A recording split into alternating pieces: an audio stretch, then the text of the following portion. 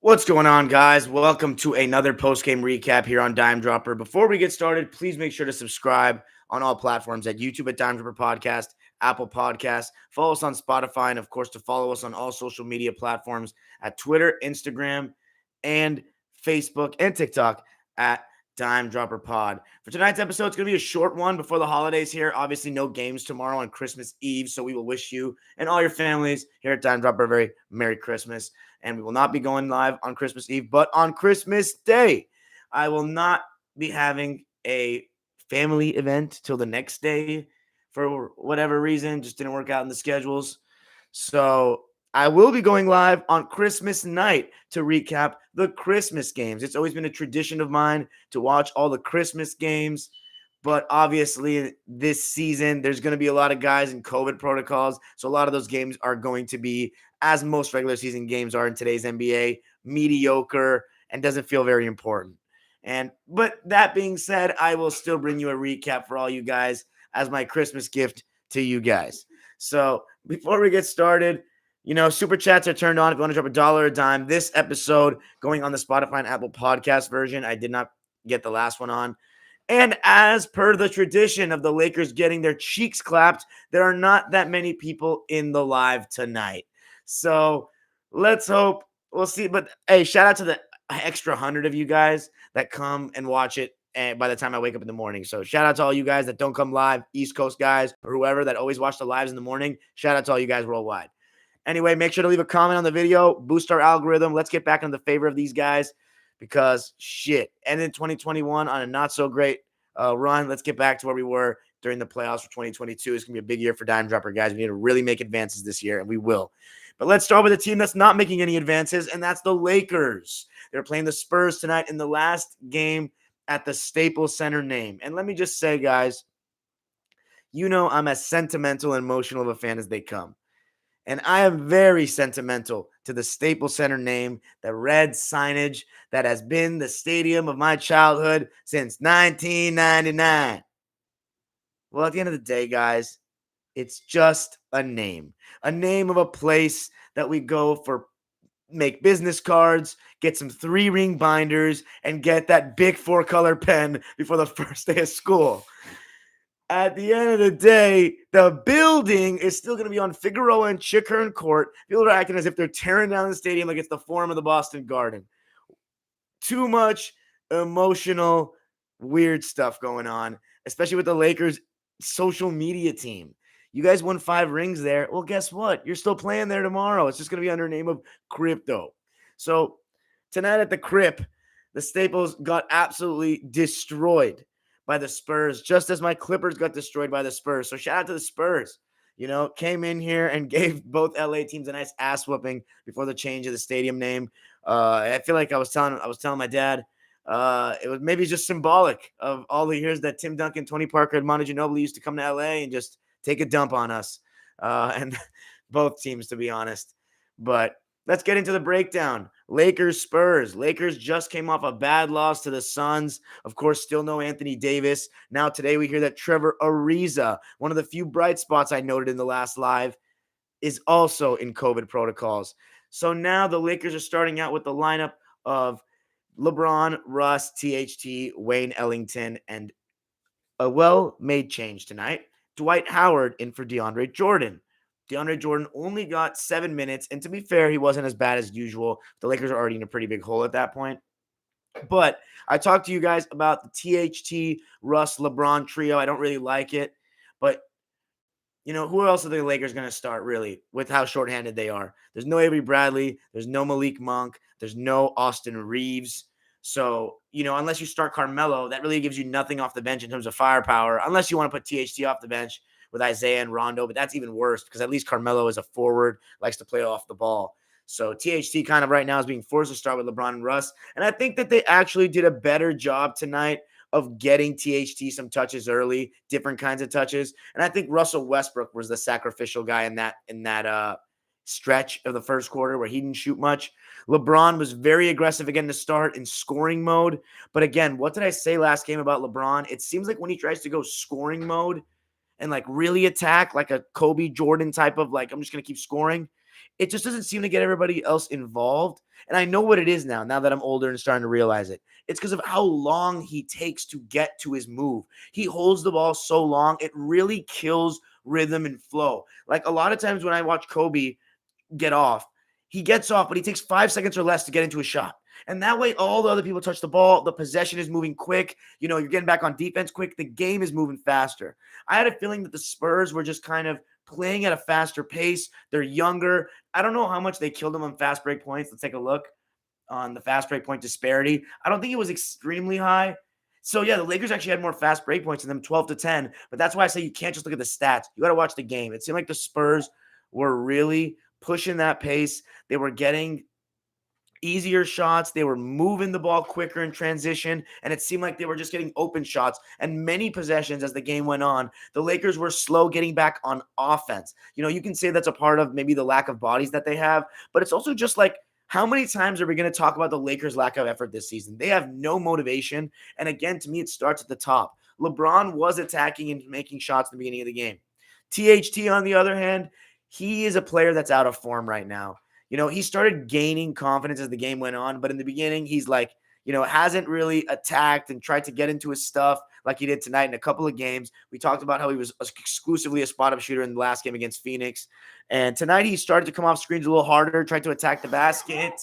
And he did a decent job of that. He just was getting blocked and not finishing in the beginning. And it just looked like he was not in form. He hasn't been doing this lately. And as the game went on, though, he started to get going, but the Lakers were down by 9 after the first because they could not get stops throughout the game. I don't even remember if the Lakers could get 3 stops consecutively at any point of the game. You look at the points overall, every quarter. This is how many points the Spurs scored per quarter. 33 in the first, 33 in the second, 39 in the third, and 33 in the fourth. So 3 quarters, they scored 33 points, and in every quarter, they scored 33 or more. You're never going to win basketball games playing that shitty of defense. Never. And the Lakers, we've talked about it. They don't have good defensive personnel. Their best defender and anchor in Anthony Davis is not playing now. So that means everyone's effort and attention to detail has to be high. But the communication and attention to detail is not high because these guys have not played with each other much. LeBron, THT, and Howard, or Dwight, THT, Russ, and LeBron are like the only players that were guaranteed rotation players from day one of the season. I guess you can say Melo too. THT actually missed the beginning of the season, and Melo's not a great defender anyway. And Dwight Howard usually runs with the second unit as it is. So, again, these lineups, these certain guys in this Laker team outside of LeBron and Russ, they don't really have defensive communication. There's no defensive chemistry here. What I say about defensive teams, especially in today's NBA, when it's all pick and roll defense is a lot of effort, knowing your coverages, who to switch on, what guys you're going to go drop coverage on. Are you going to show and recover on a certain guy? And you got to know where each other is or each other are, and you need to be communicating with each other and being ready for the next pass. And the Lakers did none of that. The Lakers do not communicate. They have constant miscommunications, constant lapses in concentration. They do not have any elite on-ball defenders. They die on every screen, which forces Dwight Howard to come up, and the rotations were non-existent tonight. Yes, they took away DeJounte Murray's floaters and DeJounte Murray's looks. That's why DeJounte was 3 of 16, 1 of 5 from 3, and he still missed a good amount of decent looks. But the Spurs got open threes. The Lakers got a solid amount of open threes, but they could not hit. And a lot of their threes were later in the shot clock because LeBron and Russ pounded the ball so much. And here's the thing, LeBron and Russ, and this is why you cannot be box score watchers. And this is why if you have not hooped before, you kind of don't notice these things because you're just like, oh, you're looking at the end result of the possession. You're not looking at the game flow and how guys move and how guys work and what you need to bring the best out of them. Basketball, when everyone touches the ball, it does not hurt in this game because at the end of the day, these are NBA players. And James Worthy and Robert Horry, 2 guys that have won 3 rings apiece, we're talking about it. and talking about how as good as LeBron and Russ were in terms of scoring and efficiently, LeBron 15 to 26 from the field, Westbrook 12 to 20 from the field, 60%. And you can look at everybody else and say, oh, no, they got no help. Well, that's true to some extent, but they take too long with their offense. They take too long to get going. They don't move the ball. The Laker offense is very stagnant. Everyone stands around without the ball. They do not move the ball. And, they make passes after 9 or 10 seconds of dribbling. It's just how many guys are going to really get to touch the ball? How many quick, good exchanges do you have? At least San Antonio with Greg Popovich, no matter what their personnel is, they're going to try to move the ball. They made some great extra passes tonight. They were getting a ton of open threes. And as a result, Derek White was one of them. 4 of 6 from 3, 7 of 11 from the field, 23 points. That was the leading starter for the Spurs in terms of points. And he made up for the fact that Keldon Johnson and DeJounte didn't shoot well. Keldon Johnson, 4 of 14 from the field and 2 of 7 from 3. But Keita Bates-Diop and Lonnie Walker were just ridiculous. 21 points for Lonnie Walker. A lot of open threes. A lot of them. The Spurs had 50 rebounds tonight, Lakers 48. So again, they didn't get totally out-rebounded. But it just seemed like the Spurs were quicker, more athletic, more lively. They were making the Lakers work harder for the shots. Stu was talking about in commentary, the Lakers, they offer no resistance. They don't make anything tough on their opponents at all. Anything. They're not there on the rotations. They, again, as I said, they have no communication. Russ and LeBron set no tone on defense tonight. You want to talk about their offense? Cool. They didn't move the ball. They just took turns isolating, and they didn't play defense. And that doesn't set a good team tone. You can't just expect these guys to take turns, unless Melo is shooting extremely well and, Isaiah Thomas and THT are shooting well and Wayne Ellington shooting well. That ISO style, it's going to oftentimes not only does it take guys out of rhythm, even though I don't think any one person was really taken out of rhythm. Melo had 8 shots. Ellington had 9 shots, and Ellington just did not play very well. One of his poor games. And as I said, when that guy's not making shots, he's not really doing much. I think he plays serviceable defense, but I guess maybe James Big Shot Rob was right when he was saying that. I mean, I know this is true because I played basketball before, but when there's certain guys that when they're not making shots, their defensive effort, and it's true for a lot of players, honestly, most players, but especially certain guys, when they're not hitting shots, their defensive effort is just not there. And Wayne Ellington may fall into that category. When he's making shots, he's out there defending. But when he's not making shots, he's a non-entity in the game. And that was tonight. And Robert Horry may have had a good point there. He didn't say that about Ellington specifically, but he said that about a lot of role players in the league. And tonight, I just don't think that it's not about the amount of shots that they got. I think they still got enough chances to get in rhythm. It's just about the team rhythm, the flow, the lack of ball movement, the lack of movement off the ball. And, this is just a common trend with LeBron teams. And Russ I think he pushes the ball faster, but he still likes to hold the ball. And they're just not a good fit for each other at all. They can get their stats and whatnot. But they're not setting any tone defensively. And that starts with LeBron. I don't expect anything out of Russ on that end anymore. Because I just don't think he's that good of a defender anymore. He's part of a lot of Laker guards that just die on screens. They die on screens. They force the big man to come up, and then there's no rotation. LeBron wasn't rotating. Melo doesn't know what he's doing. And credit to the Spurs. They had a lot of plays where it was very creative, really good sets where the rotation was very hard, and they had to cover a lot of distance to rotate. And the Lakers, they managed to score a little bit, especially with LeBron and Russ, but they just could not string together any stops or make the big three to extend a run and force Popovich to call timeout. They just could not gain any ground. The third quarter was a foul convention. It was fouls left and right. It took an hour, and it was really boring. But I'd say I did like some offensive stuff for the Lakers. Like some of them were trying to post up deep, and the Spurs had to foul to prevent 5 turnovers. More turnovers than assists, only 4 assists. LeBron, 6 assists, 3 turnovers. The turnovers honestly weren't too high for the Lakers, but I also think LeBron, 7 threes. I know he's been shooting a lot of threes this season, but there are times where they're down like 12, and it's like, dude, we don't need a contested 3 right now. And I'm saying we as in I'm imagining myself as a Laker fan there, But I'm not saying LeBron played badly. I thought he played well, but I just don't think that style is conducive to winning in the way he plays. It doesn't bring the best out of him, looking to score every time in the beginning. And they got to look to attack a little more. But it's also a tough spot for LeBron because he has to score because AD's out. So it's like, it's really tough. I think teams just may be comfortable letting LeBron get his and making the team lose rhythm. I don't know what it is, man. It's LeBron. He scores, but he just takes a long time. They got to find a way to put. They don't push the pace. That me and the Lake Show talked about it in the preview before the season. The Lakers need to push the pace, but they're just too slow. And they don't get enough stops to do it. The Spurs just blew them out, and they made Keita Bates-Diop look like freaking Carmelo in his prime tonight.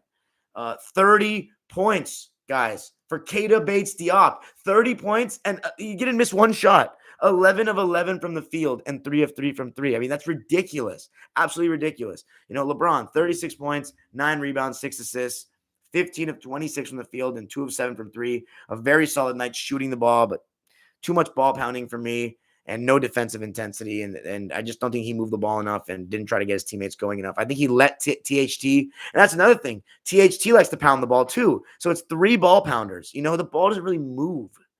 There's not many guys with spontaneous off-ball movement or that come off down screens for some curls or, dribble handoffs. They should try to run some dribble handoffs with LeBron curling, honestly, or Russ curling.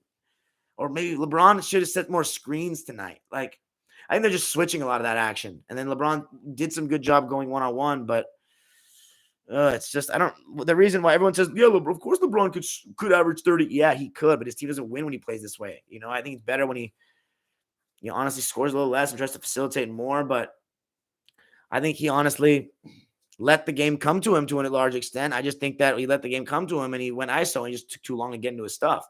And Russell Westbrook, he got going a little bit later, but he at times takes too long to get into his stuff. And the Lakers just didn't get back, and their defense is just shit. THT ended up with 13 points on 5 of 13. Russ had 30. So LeBron and Russ combined for 66 points on 27 of 46 shooting, which is fantastic, but it just doesn't tell the full story. And Big Game James Worthy and Big Shot Rob back me up on that. And they're Hall of Famers. So if you don't believe this kid behind the microphone, you can believe a Hall of Famer Finals MVP that dropped a triple-double in Game 7. Thank you very much. Anyways, the final score from Staples Center for the last time. The Staples Center, except I'm going to keep calling it that because the crypto sounds kind of cringe though. 138-110. The Spurs. The Lakers dropped to 16-17, continuing their absolutely entertaining train wreck of a season that I'm enjoying thoroughly after the buzz made about their new big 3 and their championship clinch before the season even began by many media fans, fanboys, and D-riders. But the Lakers now are in 6th place somehow. The Western Conference is the worst it's been in probably all my time watching basketball, guys. But my Clippers sitting in 5th place, 17-15 upon the holiday season, despite some terrible performances, Paul George being injured, and a lot of COVID for our forwards. And of course, don't forget, number 2, the Claw, sitting on the wings, making albums and designing New Balances, hopefully getting ready to return at some point in the near future. That's it for me tonight, guys. Happy holidays to all of you listening on Spotify and Apple Podcasts, wherever you may be. I always enjoy this, bringing these recaps to you guys. I appreciate y'all for listening. Make sure you leave a comment on the YouTube. Now we're going to go to the live subscribers waiting oh so patiently in the chat. The very kind 10 of you tonight on a Laker massacre night. Peace. Damn, guys. The freaking quiet night, huh? It's okay. Let's see the comments. Seth, welcome back from college, buddy. It's nice to have your moderator emoji up there. What's up, Lake Show? What's up, Showtime Nick? Showtime Nick says, you know what's wild? This team is actually ranked top 10 in defensive rating. When making my what the fuck is wrong with the Lakers video, I was like, wait, really? Yeah, that's incredible to believe, Showtime Nick. Joey Sixpack says, love when Lakers lose. Ha, go Bulls. Rashid, what's up, man? Says, still waiting on the time machine video. Facts, man. I just got to get my external drive, transfer some not junk, copies of my masterpiece videos that you guys all enjoy on this channel into an external drive and the full games that I'm getting from my guy off my computer. So then I'll have more space so I can make that video and it won't lag because, I'm not trying to have those lags for my time machine. Ja'Cory Marshall says, oh, what's up, Bed-Stuy? Says, how you been? I've been good. Solid guy. Ja'Cory Marshall says, I'd rather us not make playoffs. Who's us? Oh, Lakers? Come on, man. What kind of fan is that? CWE Bed-Stuy says, Dime, no Laker fans show up in your streams. Your views down. I know they're just too pissed at their own team. It sucks. Seth, man, it's great to have you back, buddy. Max Valencia says, Lakers off-ball movement pathetic and close to non-existent. Michael Taw says, Greenberg. Lakers just got no hustle, says Seth Greenberg. Alexander says 16-17 is disgusting. Still 7th in the league. Shows how bad the West is. Man. Lake Show says shit is atrocious to watch, but as a diehard, I'm going to stick through it. Looking forward to the offseason. Man, Lake Show, looking forward to the offseason. We're not even in the 2022 turn of the year yet, man. You can't be talking like that yet. Come on, man. Ja'Cory Marshall says, tired of the excuse not playing together. We have an easy schedule to be top 3 seeds. So done with them. Hey, man. LaBing Bong and Russ. I don't know what to tell you. Michael Toss says Laker girls are more fun to watch than the Lakers right now. Dude, man, if your entertainment is the Golden Girls, you got to come to the Clipper game and see the Clipper spirit. Way more bad, way more young, and way more styling, profiling, and getting groovy on the dance floor, son. The Golden Girls, they're out. You know, they're yesterday's news. They got left at the forum. All right, I'm done clowning for the night.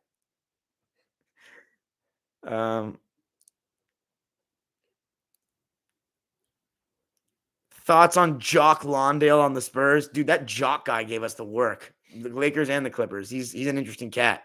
He did a good job today protecting the rim when THT went to the rack one time and he got him to pass. THT tried to put the shoulder into him and this Jock character, he didn't move. You know, he stood up straight nicely and THT didn't get the separation he thought he was going to get. And he was stuck in the air and tried to kick it out. And all the guys stayed home and Lonnie Walker got the interception. So that was pretty impressive. Fue Boomer says it's more personal than hustle. Stable Center gets sent off with a loss. Obviously, chemistry / being healthy will help, but they're never going to be a great defensive team. Seth Greenberg says last LA team to win a game in Staples. Last LA team to win a playoff game in Staples. Last LA team with a playoff series in Staples. Last LA team with a playoff buzzer beater in Staples. What was our playoff buzzer beater in Staples? Chris Paul? I feel you. Nico Ortega says, I told you Spurs would smack Lakers. You were right, Nico Ortega. You were right. Fue Boomer says, Lakers get Nets next. Ha. I wish Kyrie was back for that game. Kyrie would drop 60 on these old geezers. He would, man. He would have a field day with those clowns. But I think Kevin Durant is going to give us a nice little show on Christmas. It'd be nice to see him put LeBron in the basket. No, I'm just kidding. He can't do that. LeBron's real big. So you already asked Jock Lawndale hot take without the hot take. Seth Greenberg says there was one play where LeBron was literally the only person on offense past half court. Yeah. Blender Wiki says Lakers can't play defense because Pelinka elderly house. LeBron's recruiting the team. He called Melo and said, I need you. Hey, yo, Melo, I need you. Hey, yo, Russ, let's meet at my house at Tiger Tail. Let's talk about building the new Super Friends. Come on, man. Hayden Sigurdsson says, right now while 80 is out, teams are going to do LeBron what Stan Van Gundy and the Magic did to LeBron in 2009. Let him get off score and stay home while everybody else loses rhythm. Very good point, Hayden. Very good point. And that's the thing, LeBron, because here's the thing, if you score like that, you got to be defending and you've got to close. You've got to close. That's the big thing. Showtime Nick says, they're just not playing team basketball. Nico Ortega says, Lake Show, yeah, I thought the Lakers would get smacked, especially with that AD. Michael Toss says the average age of the Lakers is old. Seth Greenberg says, my tickets for the Clippers game Sunday say they're for Crypto.com Arena. Ha, ha, ha. Yeah, Seth, I'm sorry. I'm not going to be there on Sunday. Is that the Nuggets game? Fue Boomer says, last year's playoffs and 2012 playoffs show that when LeBron goes off, Lakers usually lose. When the entire team eats, that's when they usually win. And you know what? That's been the case throughout LeBron's whole career. And even though that can still come with a heliocentric LeBron-dominating style of play, it's all about LeBron attacking. When he settles for jumpers, you don't get that dribble penetration. That's really what it is. I'm starting to notice. Ding. Oh, my God, Jock. Hot take. How many times are you going to ask about Jock Lawndale? You know what I'm saying? You're going to have to leave that taking Lawndale at this point. Lake Show says, yeah, I didn't, but was convinced. Okay, let me know. Wet Like I'm Book says, could an all-time... Your humor. Wet Like I'm Book says, could an all-time Clipper team win a chip? So you're asking me, can Chris Paul, Paul George, Kawhi Leonard, Blake Griffin, and Bob McAdoo win a championship? I really hope so. I really freaking hope so. That would be insane. What kind of question is that? What, like on book? Chris Cameron would not start over Mac. If we want to take McAdoo out, that'll make it a little bit more realistic. We're gonna either have DeAndre Jordan or Chris Caveman, right? If you Elton Brand's power forward, and I'd rather honestly, I would actually choose 2006 Elton Brand over Blake Griffin. I really would.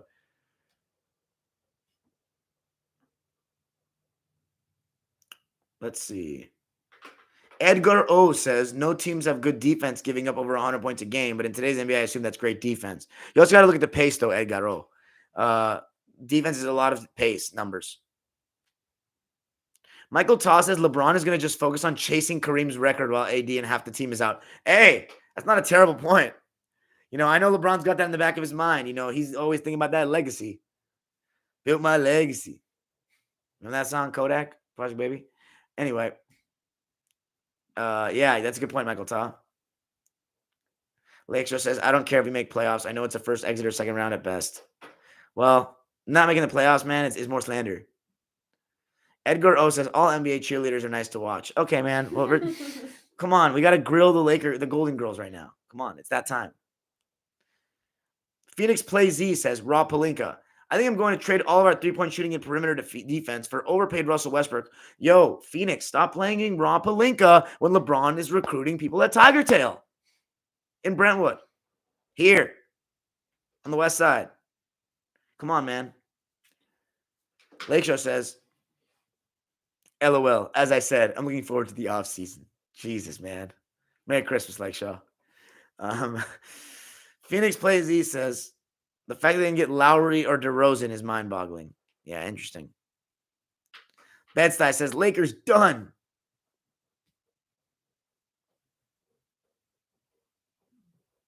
CW Bed-Stuy says, 2004, 2013, 2022, failed Lakers super team every 9 years. It's haunting them. You know what's crazy? The effort level of the 2013 team far supersedes this.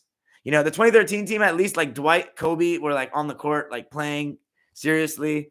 Like, just Nash was out. Gasol had some problems that year, but I think that team would – I know it's a different era right now, like the spacing and everything, but like just the way that team approached every game would honestly be fine. They'd be pretty good. They'd be a top 5 team in this West.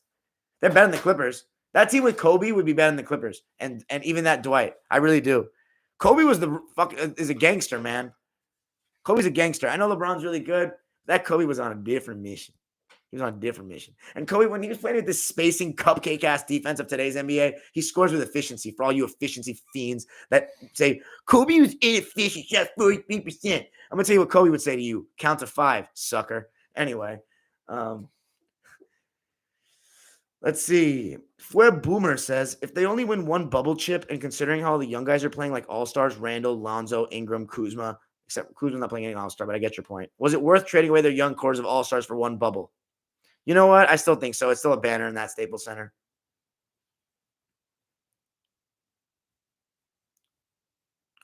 Seth, why do you think KD will be in protocols? Fue Boomer says they're going to be doing like 10 years of rebuilding after this LBJ AD era. Hayden Sigurdsson says, are Chris Paul's Hornets years underrated? No, I think people give him his credit. Maybe by Gen Z bots because they weren't watching basketball back then. Except if they're my age Gen Z bots, like the old Gen Z bots, kind of bordering on millennial bots, Anyway. Right, shout her. He says, Payne, how you doing tonight, Darian? I'm doing pretty fantastic, honestly. Lakeshore says, Dime, who in the background? It's my good friend Alexander and my sister. Hey, guys. Ben Hudson says, what is the Lakers' ceiling this year? Any LeBron James team can get deep in the playoffs. But I think their ceiling is the Western Conference Finals. I don't think they're getting to the finals. But it's just more fun to say that they should make it to the championship because they have 3 stars. So we can hold them to that expectation. So they crash and burn. Anyway. Jonathan Jakob Q says, Dime, why do you think past players are disrespected in the NBA more than other sports? It's because of the aesthetic, my friend, and because of the discourse surrounding old versus new. In other sports, past players are generally treated as if they are on a similar level to current day players. It's because of the 3-point shot and because we went from slow to fast within the last 10 years and low scoring to high scoring. People don't know that the NBA has gone through that before. And that's because they're Gen Z bots who don't put their work in. And that's why they literally suck. Fue Boomer says those young guys had the potential to be a 10-year dynasty if they all stayed and grew together when they win 2 to 5 rings. Okay. I think you may be pushing it. Who's the best player on that? Brandon Ingram? Showtime Nick says, I do still think Pelinka does deserve blame, though, for letting LeBron walk all over him. Something Pat Riley didn't do, and that's why the Heat were still a competent team after LeBron left. Showtime Nick, though, I feel you on that, but guess what happens when what Pat Riley did? LeBron bolts. He leaves when he doesn't get his way. Ja'Cory Marshall says, do you think the Lakers would have won 20 championships if the Warriors was healthy that year? What? Oh, 20 championships if Warriors was healthy. That's too big of a what if for me, Ja'Cory. Wet Like I'm Book says, would you rather meet Mike Conley? What? Or have Kawhi leave in the offseason? Hey, Wet Like I'm Book, you clearly know me if you're asking that kind of question. I would obviously rather meet Mike Conley. I don't want Kawhi to go anywhere. I have respect for Mike Conley. I just don't like that he's played for the two teams that I despise. But, like, that dude seems like didn't he win, like, the Community Service Award the other year or something? Like, he seems like a good guy. He just plays for the scummiest organizations that get in our way. E. Goated says, worry about your zero banners team, Brody. Aw, you gonna cry? Someone is a widow sad over regular season. Who's a poor little baby? Oh, he's got a LeBron avatar. No wonder. They're the biggest crybabies on the internet. Oh, yes. I needed some entertainment tonight, you little. I'm not going to say bad words.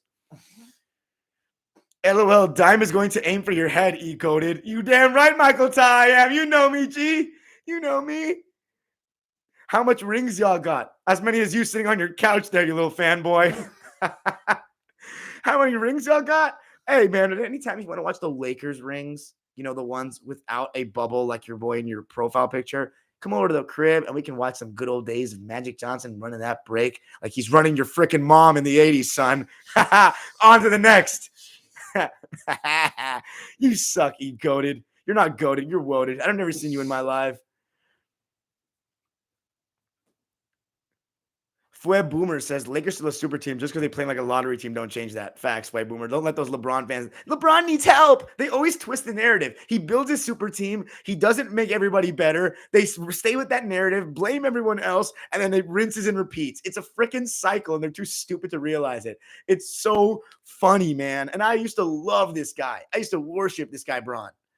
Man, these guys are narrative pushers.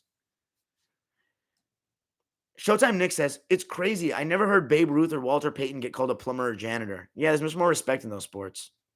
Wet Like I'm Book. Worst date you've been on? I haven't been on that many dates, bro. But I will say, shit. Maybe I can think back to a date party in college. Give me a little bit on that one. And did you bring up the Clippers? What do you want me to say about them? Right, Chowdhury says, Darian, were you surprised that Shumpert made those comments about Bron, considering that they're friends and they want to chip together? A little bit, but it was pretty awesome. He goated. He can what he got against the Lakers, flippers. Oh, man, so creative with that flippers. Flakers, huh? LeBron owns PG since Pacers? Really? What happened this season when we played you? PG won with all three Lakers stars. What happened last season on opening night? PG took a dump on the Lakers. So I think you're wrong. Just like LeBron fans are about basically everything. Anyway, worst date? I'm trying to think, man. Oh, man, my computer's going to die. Fuck. I can't let it die. Ah! Ah!